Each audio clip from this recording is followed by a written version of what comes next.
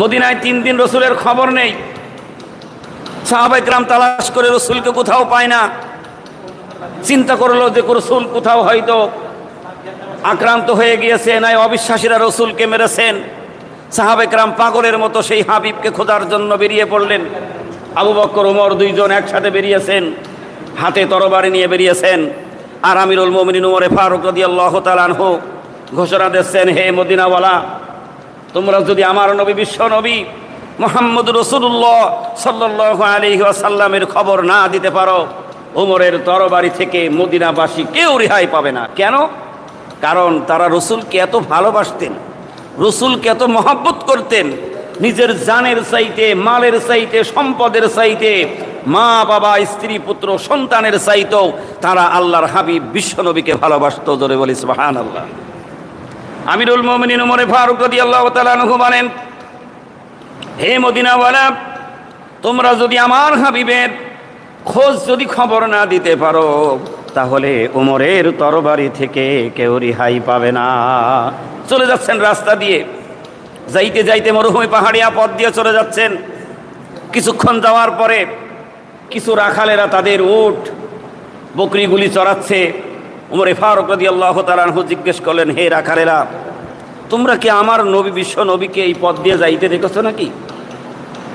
রাখালেরা বলেন, আমিরুল মুমিনিন ওমর, আমরা তো বিশ্ব নবীকে চিনি না, কারণ রসুলকে চিনি নাই, এখনো পর্যন্ত দেখি নাই। তবে ওমর শোনো, এমন একজন মানুষ এই রাস্তা দিয়ে, এই পাহাড়ের এই কিনার দিয়ে ঢুকেছে, তিনি যেদিন ঢুকেছে ওই দিন থেকে আমাদের উট আর বকরিগুলি ঘাসে মুখ লাগাই না। সুবহানাল্লাহ বলেন। কি মায়া, কি ভালোবাসা যে অবলা প্রাণী রসুলের মহব্বতে, রসুলের প্রেমের আশিক হয়ে নিজের খানা ছেড়ে দিয়েছে। আর আমরা আশরাফুল মাখলুকাত, সৃষ্টির সেরা মানুষ, সেই রসুলকে আমরা এখনো চিনতে পারি নাই। ঠিক না বেঠিক? সেই রসুলের মহব্বত, ভালোবাসা আমাদের অন্তরে নেই। যদি অন্তরে ভালোবাসা থাকতো, তাহলে রসুলের ওই সুন্নাতটাকে শক্ত করে আঁকড়িয়ে ধরতাম, রসুলের ওই ভালোবাসা মহব্বতটাকে আঁকড়িয়ে ধরতাম। সাহাবায়ে কেরাম ভালোবাসা কিভাবে করতে হয়, কতটা ভালোবাসতে হয়, সেটা তারা প্র্যাকটিক্যালে দেখিয়ে গিয়েছেন। বলুন না সুবহানাল্লাহ। আমিরুল মুমিনিন ওমর ফারুক রাদিয়াল্লাহু তাআলা আনহু বুঝতে পারলেন, যার জন্য পশুরা খানা ছেড়ে দিতে পারে, সে আর দুনিয়ার কেউ নয়, তিনি হলেন আখিরি জামানার পয়গম্বর বিশ্ব নবী মুহাম্মদুর রাসূলুল্লাহ সাল্লাল্লাহু আলাইহি ওয়াসাল্লাম। পাহাড়ের পদদেশে গেলেন, যাই দেখলেন আখিরি জামানার পয়গম্বর বিশ্ব নবী সিজদার মধ্যে পড়ে রয়েছেন। সিজদায় গিয়ে কাঁদছে, ইয়া উম্মতি, ইয়া উম্মতি, ইয়া উম্মতি, ইয়া হাবলি। আল্লাহু আকবার। আমিরুল মুমিনিন ওমর ফারুক রাদিয়াল্লাহু তাআলা আনহু ডাক দিলেন, ইয়া রাসূলুল্লাহ, হাবিবাল্লাহ, আজকে 3 দিন আপনার কোনো খবর নেই, আপনার তালাশ করে কোথাও পাই না, আপনি এখানে সিজদায় পড়ে কাঁদছেন। ইয়া রাসূলুল্লাহ, ফিরে চলেন। আল্লাহর নবী, বিশ্ব নবী ওমরের কোনো কথাই সাড়া দেয় না। ওমর ডাক দিয়ে বলেন, ইয়া রাসূলুল্লাহ, বুঝতে পেরেছি, আমি ওমর আপনাকে সাক্ষী রেখে বলছি, আমি ওমর আমার নেক হায়াতে আমি যত কামাই করেছি সবগুলি আপনার উম্মতের জন্য অক্ষ করে দিলাম। আল্লাহ রসুল কোনো কথা বলে না। আবার আবু বকর বলেন, ইয়া রাসূলুল্লাহ, হাবিবাল্লাহ, আমি তো সেই আবু বকর, যে আবু বকর আপনার সাথী পাহাড়ের গুহায় গিয়ে বারবার আমাকে সাপে দংশন করেছিল, সেদিন আমি একটু কষ্ট মনে করি নাই। ইয়া রাসূলুল্লাহ, আমি সেই আবু বকর এসে গেছি, আপনি আর কানবেন না, মাথা উঠান, ঘরে ফিরে চলেন, কারণ আপনার জন্য জঙ্গলের পশুরা পর্যন্ত খানা ছেড়ে দিয়েছে, মদিনাওয়ালা সব পাগল হয়ে গিয়েছে। ইয়া রাসূলুল্লাহ, আপনি ঘরে ফিরে চলেন। আজকে সেই রসুলের সিরাতের মাস চলে যাচ্ছে, রসুলের সেই আগমন এবং বিদায়ের মাস আমাদের থেকে বিদায় নিয়ে চলে যাচ্ছে। একটি বারও আমরা কেউ একটু চিন্তা করিনি যে কি রসুল আল্লাহ তাআলা পৃথিবীতে পাঠিয়েছিলেন। আবু বকর ওমর 2 জনে পরামর্শ করলেন, আমাদের দ্বারা সম্ভব হবে না, ফিরে চলো আলীর কাছে, ফাতেমার কাছে গিয়ে খবরটা পৌঁছায় দিই। আবু বকর ওমর 2 জনে চলে গেলেন। ডাক দিয়ে বলেন, আলী, আল্লাহর নবী, বিশ্ব নবীর খবর পাওয়া গেছে, ও ফাতেমা, নবীজির খবর পাওয়া গেছে। আবু বকরের চোখে পানি, ওমরের চোখে পানি। আলী কাঁদে আর বলে, বুঝেছি কোথায় রসুলের লাশ, কোথায় আল্লাহর হাবিব আছে, মনে হয় অবিশ্বাসীরা রসুলকে শেষ করে দিয়েছে। ফাতেমা কান্দে বলে, কোথায় আমার আব্বা, যেই নবী এক নজর আমাকে না দেখলে তিনি অসুস্থ হয়ে যেতেন, তিনি মন খারাপ করতেন। আজকে 3 দিন আল্লাহ রসুলের কোনো খবর নেই। যেই নবী ঘর থেকে বাহির হবার আগেই আমি ফাতেমার সঙ্গে দেখা করে যেতেন, আবার সেই নবী যখনই ঘরে ফিরতেন সবার আগে আমি ফাতেমার সঙ্গে দেখা করতেন। কোথায়? আলী আমাকে নিয়ে চলো। সেই দিন আলীর সঙ্গে ফাতেমা চলে গেলেন, ইমাম হাসান হুসাইনকে সঙ্গে করে নিয়ে। এই জন্য আমার ঘটনাটা বলার উদ্দেশ্য নাই, আল্লাহ রসুল তার উম্মতের জন্য কি করেছে সেই রসুলকে আজকে আমরা ভুলে যাচ্ছি। সেই রসুলের আদর্শ আমাদের মধ্যে নেই। ফাতেমা চলে গেলেন। ফাতেমা ডাক দিয়ে বলেন, আল্লাহর নবী, বিশ্ব নবী, আমি আপনার ফাতেমা এসে গেছি, আপনি মাথা ওঠান, ঘরে ফিরে চলেন। আল্লাহ রসুল কোনো কথা বলে না, শুধু নবীজি সিজদার মধ্যে গিয়ে কাঁদছে, ইয়া উম্মতি ইয়া হাবলি, ইয়া উম্মতি। কাল রোজ হাসরের ময়দানে কঠিন দিন আমার উম্মতের কি উপায় হবে? আজকে আমরা দুনিয়া থেকে চলে যাচ্ছি বিদায় নিয়ে। আজকে সেই দিনের কথা একবার আমরা চিন্তা করি নাই। আল্লাহ সুবহানাহু ওয়া তাআলা কালাম পাকের মধ্যে বলেন, ইয়াউমা লা ইয়ানফাউ মালু ওয়ালা বানুন ইল্লা মান আতাল্লাহা বিকলবিন সালিম। আল্লাহ সুবহানাহু ওয়া তাআলা ডাক দিয়ে বলেন, হে দুনিয়ার মানুষ সব শোনো, সেই দিনের কথা একবার ভাবো, চিন্তা করো, যেদিন তোমার দুনিয়ার এই কোনো সম্পদ তোমার কাজে আসবে না। এর আমরা প্র্যাকটিক্যালে দেখছি, তারপরও বিশ্বাসে আনতে পারছি না। মানুষ লক্ষ লক্ষ কোটি কোটি টাকার মালিক, ধন দৌলত, টাকা পয়সা, স্ত্রী পুত্র, আত্মীয় স্বজন, বন্ধু বান্ধব সব পরিপূর্ণ ভরপুর রয়েছে, কিন্তু বিদায় নিয়ে সবাইকে রেখে খালি হাতে চলে যাচ্ছে। ঠিক না ঠিক? আল্লাহ পাক বলছেন, সেই দিনের কথা ভাবো, যেদিন তোমার সম্পদ, তোমার সন্তান কোনো কিছুই কাজে আসবে না। ইল্লা মান আতাল্লাহা বিকলবিন সালিম। তোমার ওই আত্মাটাকে বিশুদ্ধ করো, আত্মাটাকে যদি পবিত্র করে নিয়ে যাইতে পারো, ওই দিন তুমি সেদিন সফল কাম হবে, তোমার জন্য আল্লাহ জান্নাত তৈরি করে রেখেছে। সুবহানাল্লাহ। ফাতেমা ডাকতে বলেন, আব্বা, আল্লাহর নবী, বিশ্ব নবী, আপনি মাথা উঠান, ঘরে ফিরে চলেন। নবীজি কোনো কথা বলে না। ফাতেমা ডাকতে বলেন, আপনার মেয়ে ফাতেমার নেখায়াতে যত ইবাদত করেছে, নেকি কামাই করেছে, সবগুলি বাবা তোমার উম্মতের জন্য আমি অক্ষ করে দিলাম। রসুল তেমন উম্মতের জন্য ভালোবেসেছিলেন, সাহাবায়ে কেরাম উম্মতের জন্য তারাও পাগল ছিলেন। সুবহানাল্লাহ বলবেন না? তারা বিদায় নিয়ে চলে গেলেন। শেষ জামানায় যারা কামের ওলি আল্লাহ, তারা ওই নবী, বিশ্ব নবীর উম্মতের জন্য তাদের জীবনটাগুলি সব কুরবান করে দিয়েছেন, একমাত্র কারণ রসুলের উম্মতগুলি যেন তারা জান্নাতবাসী হয়ে যেতে পারে। তাই জামানার মুজাদ্দেদ হযরত মাওলানা সুফি মুক্তাদান গাছী রহমাতুল্লাহ আলাইহি সারা বিশ্ববাসীকে ডাক দিলেন, হে বিশ্বের মানুষ, এক আল্লাহর গোলামি করো, এক আল্লাহর ধ্যান করো, জপ করো, তারই সাধনা করো, তার হুকুম মতো তোমাদের জীবনটাকে পরিচালিত করো। যদি করতে পারো, অনন্তকালের জন্য আল্লাহ তাআলা জান্নাত বয়ে আনবে। জোরে বলি না সুবহানাল্লাহ। ফাতেমা মা ডাক দিলেন, আব্বা, আপনার নাতি হাসান তার নেক হায়াতে যত ইবাদত করেছে, যত নেকি কামল করেছে, শুধু তাই নয়, আপনার নাতিকে আমি ফাতেমা আপনার উম্মতের জন্য আমি কোরবানি করে দিলাম। হুসাইনকে আপনার উম্মতের জন্য আমি কোরবানি করে দিলাম। ইয়া রাসূলুল্লাহ, আপনি মাথা ওঠান, ঘরে ফিরে চলেন। আল্লাহ রাব্বুল আলামিনের পক্ষ থেকে জিবরাইল ফেরেশতা নাযিল হয়ে গেল। আল্লাহ ডাক দিয়ে বলেন, জিবরাইল যা যা আমার নবীর কাছে চলে যা। আমার নবী ফাতেমার দরখাস্তের পানি, ইমাম হাসান হুসাইনের দরখাস্তের পানি, আলীর দরখাস্তের পানি, আবু বকর ওমরের দরখাস্তের পানি আমি আল্লাহ মঞ্জুর করে নিয়েছি। যাও যাও, আমার নবীকে সিজদা থেকে মাথা উঠাতে বলো। সুবহানাল্লাহ। আল্লাহ রাব্বুল আলামিন বলেন, সেই কথাটা জিবরাইল ফেরেশতা রাসূলকে শুনিয়ে দিলেন।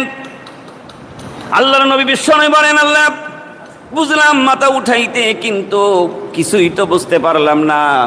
আল্লাহ রাব্বুল আলামিন বলেন, আমার হাবিব বিশ্বনবী, আমি ওয়াদা দিলাম কাল কিয়ামতের দিন হাসরের ময়দানে আপনাকে জিজ্ঞাসা না করা পর্যন্ত একটা উম্মত জাহান্নামে দেব না। আল্লাহু আকবার। এই জন্য রসুলের উম্মত হতে হবে। এই জামানায় বাস করলেই যে রসুলের উম্মত হওয়া যাবে তা নয়। রসুলের উম্মত হতে হলে আল্লাহ সুবহানাহু ওয়া তাআলা তার হাবিবের উপরে যতগুলি হুকুম অবতীর্ণ করেছেন প্রত্যেকটা হুকুম মানতে হবে। তার মধ্যে সর্বপ্রথম হুকুম হলো বিনা কাজায় 5 ওয়াক্ত নামাজ আদায় করতে হবে। বলুন সুবহানাল্লাহ। এই নামাজই সর্বপ্রথম আমার আপনার ইবাদতের মূল চাবিকাঠি। আল্লাহ রসুল বলেছেন, যেই ব্যক্তি জোহরের নামাজের 1 মিনিট আগে ঈমান এনেছে ওই ব্যক্তির প্রথম দায়িত্ব হবে জোহরের নামাজটা আদায় করা। কত বড় গুরুত্ব!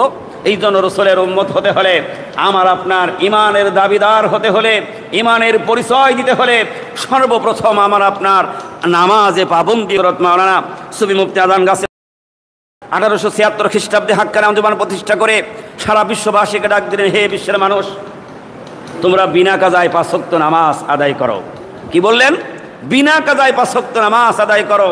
আজকে নামাজের দাওয়াত পৃথিবীব্যাপী চলছে, কিন্তু বিনা কাজার কথা তো কেউ বলে না। কারণ তিনি গবেষণা করেছেন, তিনি অত্যন্ত চিন্তা ফিকির করেছেন উম্মতের জন্য। 14টি বছর শরীর জঙ্গলে সাধনার মধ্য দিয়ে তিনি আজকে তার সেই আল্লাহর হুকুম প্রাপ্ত হয়ে হাক্কানি আঞ্জুমান প্রতিষ্ঠা করলেন, একটা সত্যের সংগঠন তৈরি করলেন। আর সেখান থেকে ঘোষণা হয়ে গেল, বিশ্বের মানুষ, যদি আল্লাহর গোলামি তোমাকে করতে হয় তাহলে আগে নামাজি হতে হবে। সুবহানাল্লাহ বলবেন না? আর তোমার রুহুটাকে পরিপূর্ণ যদি সুস্থ বানাতে চাও, তোমার ওই রুহুটাকে যদি আলোয় আলোকিত বানাতে চাও, তাহলে ওই কলবের উপরে তোমার কালাম পাকের জিকির বসাইতে হবে। এই জন্য সুফি মুফতি আজান গাছি রহমতুল্লাহ আলাইহি 4টা সূরার ওজিফা দিয়েছেন। কয়টা সূরা? মাওলানা সাহেবরা অনেকে বয়ান করলেন যে কালাম পাকটা এত দামি, তার এত বড় গুণ, এত বড় দামি। যেই পাহাড়ের উপরে কালাম পাক নাজিল হলো সেই পাহাড়টার নাম নূর হয়ে গেল। সুবহানাল্লাহ বলবেন না? নূর মানে কি? নূর মানে তো আলো। আখিরি জামানার পয়গম্বর বিশ্বনবী তিনি 13টি বছর যেই গারে হিরায় তিনি আল্লাহর সাধনায় লিপ্ত ছিল। কেন? যে এমন একটা যুগে আল্লাহ তুমি আমাকে পাঠিয়েছো, যেই যুগের বর্বর একটা যুগ, অন্ধকার যুগ, সেই যুগের মানুষদেরকে যদি আলোয় আলোকিত করতে হয়, ওই মানুষদেরকে যদি একটা সভ্য জাতি তৈরি করতে হয়, ওই মানুষদেরকে যদি একটা পবিত্র মানুষ বানাতে হয়, তাহলে সেই ব্যবস্থা তো আল্লাহ তোমার হাতে। সুবহানাল্লাহ বলবেন না? সেই ব্যবস্থা কার হাতে? আল্লাহ তোমার হাতে। তুমি সেই ব্যবস্থা করে দাও। আল্লাহ রাব্বুল আলামিন রসুল এই 13 বছরের সাধনার ফল দিলেন।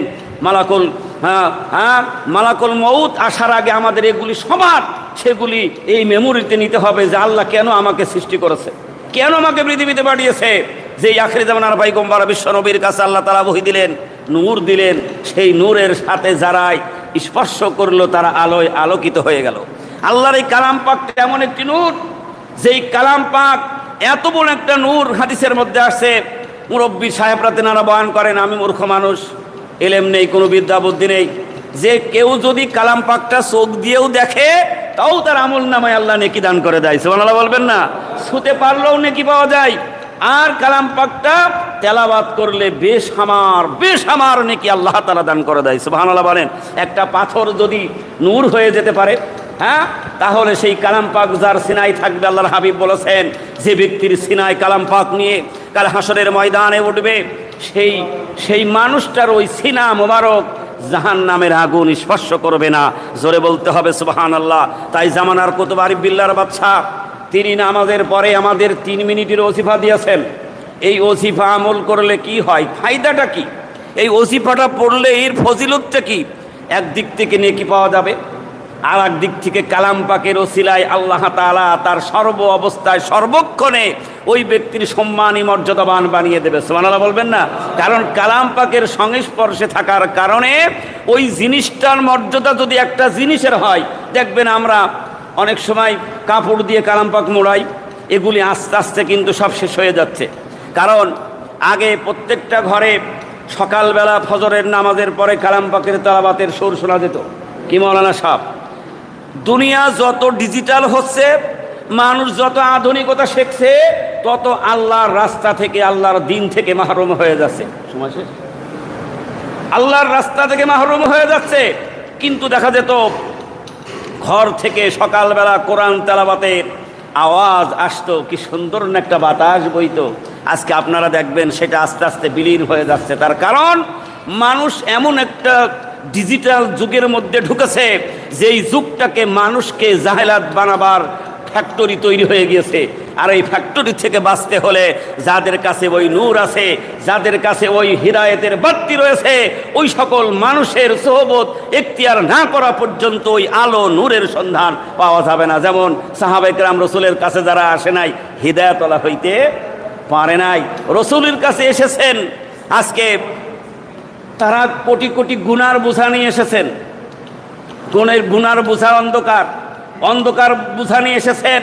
যখনই ওই আলোর কাছে, ওই নূরের কাছে এসেছেন, বোঝা নামিয়ে দিয়েছেন। আর আল্লাহ রসুল তাদেরকে তওবা কাটিয়ে কালেমা শাহাদাত পাঠ করিয়ে দিয়ে সাথে সাথে ঘোষণা দিয়েছেন, আল্লাহ রব্বুল আলামিন তোমার তামাম জিন্দিগির গুনাহগুলি মাফ করে দিয়েছে। আজকে আমরা যদি একটু ফিকির না করে, চিন্তা না করি, এই দুনিয়ায় শুধু আসলাম আর দুনিয়ার পিছনে মেহনত করলাম, আমাকে কবরে যেতে হবে। কেউ থাকতে পারবো? সবাইকে কবরে যেতে হবে, কারণ ও রশি টান দিলে আর থাকার কোনো উপায় নাই। আপনি যেখানেই থাকুন, যে প্রান্তে থাকুন, মউত আপনাকে ধরবেই। তাই কবি বলছেন, মউত থেকে যতই পালাও, মউত তোমায় লইবে ঘিরি, যদি অসদূর আকাশ পারি, লুকাও যে ঠাই লাগায় সিঁড়ি। তুমি কোথায় পালাবে, কোথায় লুকাবে? আল্লাহ সুবহানাহু ওয়া তাআলা তিনি এমন আল্লাহ, এমন রব, আপনি আমি যেখানেই থাকি, আধারে থাকি, পাহাড়ের গুহায় থাকি, গর্তে থাকি, সিন্ধুকের মধ্যে থাকি, আসমানের উপরে থাকি না কেন, আল্লাহর চোখের বাইরে কেউ নয়। কথা বলেন না কেন? কেউ পাই না। আল্লাহ তাআলা অনেক সময় মিসাল দিয়েছেন, হে দুনিয়ার মানুষ, তোমার ওই জ্ঞান চক্ষু উন্মোচন করো, আমি কেমন আল্লাহ একটিবার কি ভেবেছো? আল্লাহ বলছে যে জমিন যে একটা পিপিলিকা হেঁটে যায়, পিপিলিকা চিনি তো আমরা সবাই, এই পিপিলিকা যে হেঁটে যায়, আল্লাহ বলছেন ও কতটা পা ফেলেছে তার হিসাব আমি আল্লাহর কাছে। আল্লাহু আকবার। ও কতটা পা ফেলে হেঁটেছে, ওর হিসাব আমি আল্লাহর কাছে আছে। আর ও যে পা ফেলেছে জমিনে, ও পায়ের শব্দ আমি আল্লাহ রব্বুল আলামিন শুনতে পাই। জোরে বলুন না সুবহানাল্লাহ। সেই আল্লাহর চোখের ফাঁকি দেওয়া যাবে? সেই আল্লাহর চোখ থেকে কখনো এড়ানো যাবে না। এই জন্য নিজেকে ইসলাহ করার জন্য, নিজে আত্মশুদ্ধি জ্ঞান অর্জন করার জন্য সর্বক্ষণ আল্লাহ রসুল বলেছেন, বান্দা ভুল করবেই, আর ভুলের জন্য আল্লাহ ইস্তিগফার জারি করে রেখেছে। সুবহানাল্লাহ বলবেন না? তুমি ভুল করবে, ইস্তিগফার করো, আল্লাহর কাছে ফানা চাও, শয়তানের ওয়াসওয়াসা থেকে ফানা চাও, আল্লাহ তোমাকে মুক্ত করে একটা জান্নাতি মানুষ তৈরি করে দেবে। জোরে বলুন না সুবহানাল্লাহ। জান্নাত কামাই তো দুনিয়ায়, জান্নাতের পরে নয়। জান্নাত কামার ফ্যাক্টরি হলো এই দুনিয়া, এখান থেকেই জান্নাত কামাই করতে হবে। এই জান্নাত ফ্যাক্টরি কোথায়? আল্লাহ তাআলা জান্নাতের চাবিকাঠি দুনিয়ায় দিয়ে দিয়েছেন, আর ওইটাকে মানুষের কাছে পরিবেশন করে সুন্দর করে বোঝাবার জন্য 1,24,000 পয়গম্বর পৃথিবীতে প্রেরণ করেছেন। শেষ নবী মুহাম্মদুর রাসূলুল্লাহ সাল্লাল্লাহু আলাইহি ওয়াসাল্লাম পৃথিবীতে আসলেন, আর সেই নবী পৃথিবীটাকে সুন্দর একটা সভ্য জাতি তৈরি করে গেলেন। কিন্তু আজকে দেখা যাচ্ছে সেই রসুলের সেই জামানায় থেকেও সবাই ইসলাম কবুল করতে পারে নাই। কপাল এটা হিদায়েত, এটা কপাল, এটা ভাগ্যের ব্যাপার যে যেই রসুলের সংস্পর্শে একটা মরা পাথর জিন্দা হয়ে গেছে। সুবহানাল্লাহ বলবেন না? আবু জেহেল কিছু পাথর হাতের মধ্যে লুকিয়ে রেখে, আল্লাহর নবী, বিশ্ব নবী যেহেতু রসুলের সিরাতের মাস, রসুলের শানে কিছু আলোচনা করলে আল্লাহ খুশি, রসুল খুশি। সুবহানাল্লাহ বলবেন না? মুঠো করে ধরে রেখেছে, বলছে তুমি তো বড় নবুয়ত প্রাপ্ত লোক দেখাচ্ছ, ইসলামের প্রচার করছো, আল্লাহর সত্য প্রচার করছো, তুমি যে পয়গম্বর তার প্রমাণ করব। আচ্ছা ভাতিজা মোহাম্মদ বলো তো আমার হাতের মধ্যে কি আছে? আল্লাহু আকবার বলেন। আল্লাহ বলেন আমার রসুলকে আমি সুপ্রিম পাওয়ার দিয়েছি। যেহেতু আল্লাহর পরের পাওয়ারের স্থান আল্লাহ পাক তার রসুলকে দিয়েছেন। সুবহানাল্লাহ জোরে বলুন। আল্লাহর হাবিব বললেন, চাচা যদি আপনার হাতে যা আছে ওইটা যদি সাক্ষী দেয়, সুবহানাল্লাহ সুবহানাল্লাহ, কি হাবিব আমার! আল্লাহর নবী, বিশ্ব নবী শুধু ইশারা করলেন, আবু জেহেলের হাতের মধ্যে ছোট ছুটি মরা পাথরগুলি, ওর জবান খুলে দিল আল্লাহ, আর পাথরের তেলাওয়াত হচ্ছে আশহাদু আল্লাহ ইলাহা ইল্লাল্লাহু ওয়াহদাহু লা শারীকা লাহু ওয়া আশহাদু আন্না মুহাম্মাদান আবদুহু ওয়া রাসূলুহু। আবু জেহেল হতভাগা, সাথে সাথে ছুঁড়ে ফেলে দিলেন। আল্লাহ রসুলের সাহাবারা সেগুলি হেফাজত করলেন। আজকে কথাটা কেন আসলো যে এমন একটা মজলিসে আজকে আমরা উপস্থিত হয়েছি, তারই একটা টুকরা হাক্কানে আনসুবান আজান গাছে রহমতুল্লাহর দরবারে সুরক্ষিত আছে, কিয়ামত পর্যন্ত থাকবে। সুবহানাল্লাহ বলবেন না? কারণ ওইটা পাথর আর নেই, আল্লাহ তাআলা ওর মধ্যে রূহ দান করে দিয়েছেন, কারণ ওটা জিন্দা পাথর। কারণ রসুলের ইশারায় কি হয়ে গেল, সেই আবু জেহেল শেষ পার্লামেন্ট তৈরি করলেন, তো তার কোনো দিক থেকে কোনো রকম আমি তো পারলাম না, শেষ রসুল বিচার করতে চেয়েছিলেন যে রসুলকে বিচার করে তাকে দেশ থেকে শেষ করে দেওয়া হবে। সেই বিচারে আল্লাহ সুবহানাহু ওয়া তাআলা কি সাহায্য করেছিলেন? এই জন্য আল্লাহ পাক কালাম পাকের মধ্যে বলছেন, ইন্না কাইদা শাইতানা কানা দাইফা। শয়তান যত বড় চক্রান্ত করুক না কেন, আল্লাহ নিজে বলছেন আসলে দুর্বল। সুবহানাল্লাহ বলবেন না? শয়তানের চক্রান্ত কি আসলে দুর্বল। কারণ যারা আল্লাহর পথে থাকবে, আল্লাহর দ্বীনের পথে থাকবে, তাদের বিজয় হবে। কিন্তু আল্লাহ সুবহানাহু ওয়া তাআলা পরীক্ষা নিয়েছেন। কথা বলেন না কেন? পরীক্ষা নিয়েছেন। এই জন্য আল্লাহ সুবহানাহু ওয়া তাআলা যে হাবিব বিশ্ব নবী, কত বড় নবী, যার হাতের ইশারায় চাঁদ দ্বিখণ্ডিত হয়ে গেল। সুবহানাল্লাহ বলবেন না? সে অনেক লম্বা ঘটনা, সময় শখ। আল্লাহ রসুলকে সেই মঞ্চে ডাকা হলো। আবু জেহেল বিচার করবেন, কি করেছেন? আল্লাহ কত বড় সুবহানাহু ওয়া তাআলা, আল্লাহ পাক তিনি ইজ্জতের মালিক, বেইজ্জতি করার মালিকও আল্লাহ সুবহানাহু ওয়া তাআলা। রসুলকে ডাকা হলো যে মোহাম্মদ আসো, একটা বৈঠক হবে। রসুল মীমাংসা বৈঠক মনে করে যাচ্ছেন। আমিরুল মুমিনিন ওমর ফারুক রাদিয়াল্লাহু তাআলা আনহু সামনে দাঁড়িয়ে বললেন, ইয়া রাসূলুল্লাহ আপনি কোথায় যাবেন? বলে আবু জেহেল ডেকেছে। উমর বলছে, ইয়া রাসূলুল্লাহ আপনি আর যাবেন না, দাঁড়ান, আমি যাব। যদি বেয়াদবি করে ওমরের এক থাপ্পড়ে তার শায়েস্তা করে দেব। আল্লাহ রসুল সেদিন কি বলেছিলেন? ওমর তোমাকে তো ডাকে নাই, ডেকেছে আমাকে। সুবহানাল্লাহ বলবেন না? কি আদর্শবান নবী, কত বড় ভালোবাসার নবী। উমর তুমি যাবে না, আমাকে ডেকেছে। কিন্তু সেই মীমাংসা একটা বৈঠক করবেন, রসুলের বিচার করবেন। দুটো চেয়ারের ব্যবস্থা করেছিলেন। কটা চেয়ার? আপনারা ইতিহাস জানেন, সিরাতের মাস, সেজন্য বলছি। একটা চেয়ার হলো রূপ্য খচিত, আর একটা চেয়ার ছিল স্বর্ণ খচিত। বিদেশ থেকে বিচারক নিয়ে এসেছেন আব্দুল ইবনে মুবারক, তিনি বিচার করে দেবেন। এই স্বর্ণ খচিত চেয়ারে বিদেশি মেহমানকে বসাবেন, আর আবু জেহেল রূপ্য খচিত চেয়ারে বসবে। আসলে চেয়ারের মালিক কে? জোরে বলি না কে? আল্লাহ সুবহানাহু ওয়া তাআলা। এত নজির দেখানোর পরও কপাল পোড়া আবু জেহেল হিদায়াতওয়ালা হইতে পারে নাই। আজকে মানুষদেরকে মুক্তির জন্য, কল্যাণের জন্য, সহি একটা পথ দেখানোর জন্য প্রত্যেকটা মাসে এই সুখের ঠিকানা থেকে আমার সম্মানিত ভাইজান ইসলামটাকে প্রচার করার জন্য প্রত্যেক মাসে এই যে মাইক দিয়ে বর্ষিকুল, বয়ান, ওজিফা মানুষের কাছে পৌঁছিয়ে দিচ্ছে, এতে কি সবাই হেদায়েত হবে বোঝা যায়? আল্লাহ যাকে খুশি, যাকে ভালোবাসবেন, অবশ্যই তার কর্ণকহরে এই বাণী পৌঁছিয়ে দিয়ে হিদায়েতের বেলা বরিয়ে দেবেন। জোরে বলুন সুবহানাল্লাহ। কিন্তু এটা আল্লাহর দায়িত্ব। আল্লাহ পয়গম্বরদেরকে পাঠিয়েছেন আর বলেছে তুমি রিসালাতের দায়িত্ব শুধু শোনাও, আর হিদায়েত করে দেওয়ার মালিক হইলাম আমি আল্লাহ। তো দুটো চেয়ার তৈরি করেছেন, একটা আবু জেহেল আর একটা বিদেশি মেহমান। আর মোহাম্মদ আল্লাহর পয়গম্বরকে দাঁড়িয়ে রাখবেন, অপমান হিসাবে দাঁড়িয়ে তার বিচার হবে। আল্লাহ রসুল যখন আসলেন হাঁটতে হাঁটতে, দূর থেকে বিদেশি মেহমান তার চেহারার দিকে তাকিয়ে রয়েছে। সুবহানাল্লাহ জোরে বলেন। আল্লাহ রসুল বলেছেন, আল্লাহ পাক স্বয়ং বলছে, যারা আমার হাবিবের দিকে এক নজর খুশি মনে ভালোবাসা দিয়ে শুধু নজর দিয়ে তাকিয়েছে, তার জন্য জাহান্নাম হারাম করে দিয়ে জান্নাত ওয়াজিব হয়ে গেছে। জোরে বলুন সুবহানাল্লাহ। সেই নবী হেঁটে হেঁটে আসছে, তার আদর্শ চরিত্র তিনি দেখছেন। দেখবেন একটা জিনিস, উদাহরণ দিলে বুঝবেন। কোনো চোর যদি পুলিশের সামনে দিয়ে যায়, পুলিশ অনুভব করতে পারে, কারণ ওর মধ্যে একটা প্র্যাকটিক্যাল আছে, একটা তীক্ষ্ণ নজর আছে। ভালো মানুষ দেখলে কিন্তু বুঝতে পারে। কথা বলেন না কেন?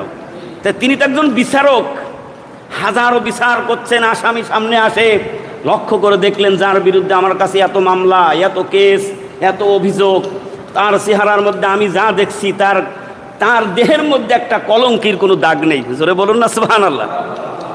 সুবহানাল্লাহ। সংক্ষেপে বলি, যখন তিনি এসে গেলেন কাছাকাছি, ক্লাসে যেমন ছাত্ররা বসে থাকে, শিক্ষক দরজায় আসলে ছাত্র সব উঠে দাঁড়ায়। সুবহানাল্লাহ বলবেন। আল্লাহ রাব্বুল আলামিন তিনি বলছেন, আমার নবীকে পৃথিবীর মঞ্চ আমি ছেড়ে দিয়ে তামসা দেখবো, আমি সেই আল্লাহ নই। তোমরা যতই বিরোধিতা করো না কেন, আমি আল্লাহ আমার স্বয়ং পয়গম্বরের সাথে। ক্লাস থেকে যেমন শিক্ষক আসলে ছাত্ররা দাঁড়িয়ে যায়, চেয়ার থেকে আব্দুল ইবনে মুবারক দাঁড়িয়ে গেছে। সুবহানাল্লাহ বলবেন। আবু জেহেল মনে মনে চিন্তা করছে, আমি কারে আনছি বিচার করতে, যে আসামি আসার সাথে সাথে দাঁড়িয়ে গেল। এবার সাথে দাঁড়িয়ে গিয়ে কাছে ডেকে নিয়ে বলছে, মোহাম্মদ, এখানে তো আর কোনো বসার ব্যবস্থা নাই, তো তুমি আমার চেয়ারে বসো। সুবহানাল্লাহ বলবেন না? তুমি আমার চেয়ারে বসো, যেটা স্বর্ণ খচিত চেয়ার। ছেড়ে দিয়ে বলছে, আল্লাহ রসুল তো সেরকমের রসুল। তিনি বললেন, আপনি মেহমান, বসার দায়িত্ব আপনার। আব্দুল্লাহ ইবনে মুবারক কিতাবের মধ্যে এসেছে, জোর করে ধরে নিয়ে আল্লাহর নবী, বিশ্ব নবীকে ওই চেয়ারের মধ্যে বসিয়ে দিয়েছেন। আওয়াজ দিয়ে বলুন না সুবহানাল্লাহ। ক্ষমতার মালিক কে? আল্লাহ। সম্মানের মালিক আল্লাহ, ইজ্জতের মালিক আল্লাহ, এই জীবনের মালিক আল্লাহ, মৃত্যুর মালিকও ওই আল্লাহ রব্বুল আলামিনের হাতে। এবার আবু জেহেল চিন্তা করলেন, অসম্মান হয়ে যায়, নিজের চেয়ার যাহামাত্র ছেড়ে দিয়েছেন, আর আব্দুল্লাহ ইবনে মুবারক সাথে সাথে বসে গিয়েছেন, 1 সেকেন্ড দেরি করে নাই। তাহলে দাঁড়িয়ে কে? কথা বলুন না কেন, আপনারা কষ্ট পাচ্ছেন? দাঁড়িয়ে কে? আবু জেহেল দাঁড়িয়ে। আবু জেহেল বলছে, তাহলে এখন বিচার হোক। বলে, তোমার কি অভিযোগ বলো?